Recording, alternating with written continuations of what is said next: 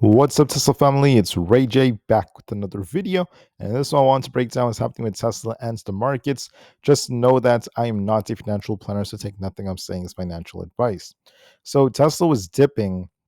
It came all the way down to this 433 area, which is where our red 200 EMA happens to be right here, the red line.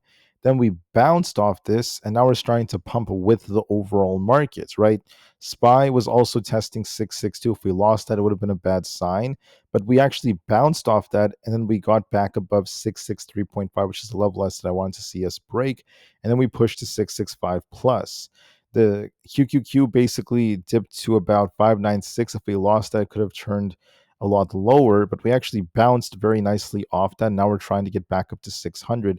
If that breaks, we could also be looking for all-time highs.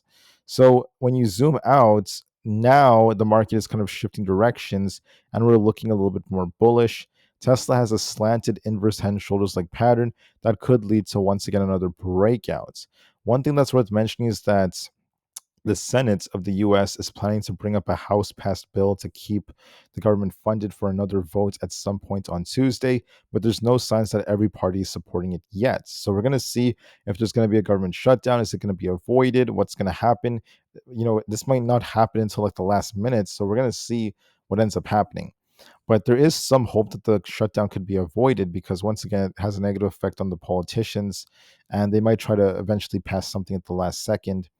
If not, we'll see what happens. We also have October starting. October could be a shift in seasonality, alongside lots of data comes out tomorrow.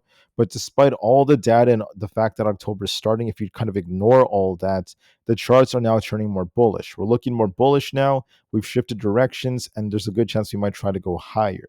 The inverse head and shoulders setup is very valid on Tesla. We need to see it lose like 435 and 433 to be more bearish.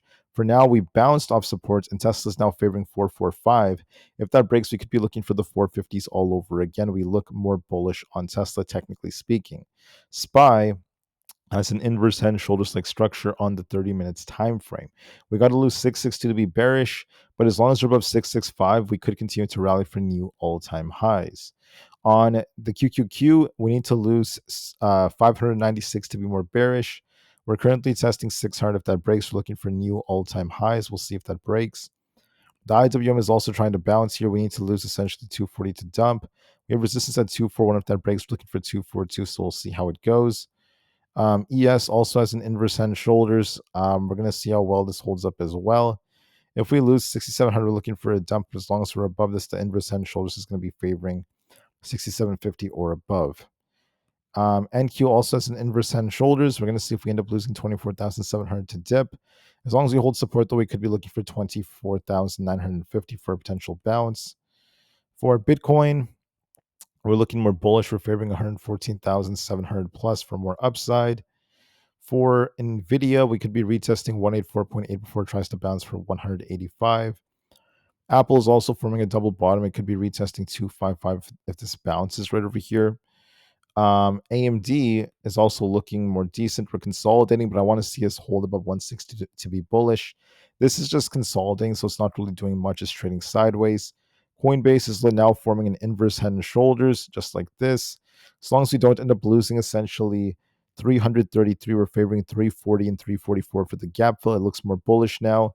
Amazon is trying to bounce, could be looking for 220 if that breaks. I think 222 could be retested. There could be a small bounce on Amazon.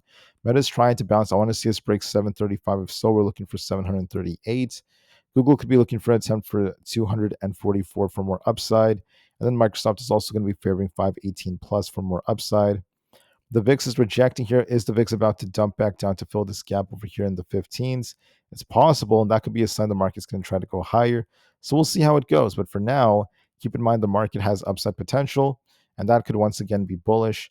The government shutdown may be avoided. We'll have to see if that's going to happen or not. But regardless of that, and regardless of the fact that October is starting, like I said before, the charts have shifted directions, and now we're looking more bullish as we have these inverse head and shoulders like patterns forming.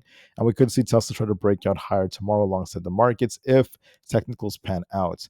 Technicals aren't guaranteed to pan out, but if they do, we are looking more bullish. We'll see if that ends up happening, so keep that in mind. Always manage risks and be careful, but now technicals are looking more bullish. Thank you for listening, and peace out.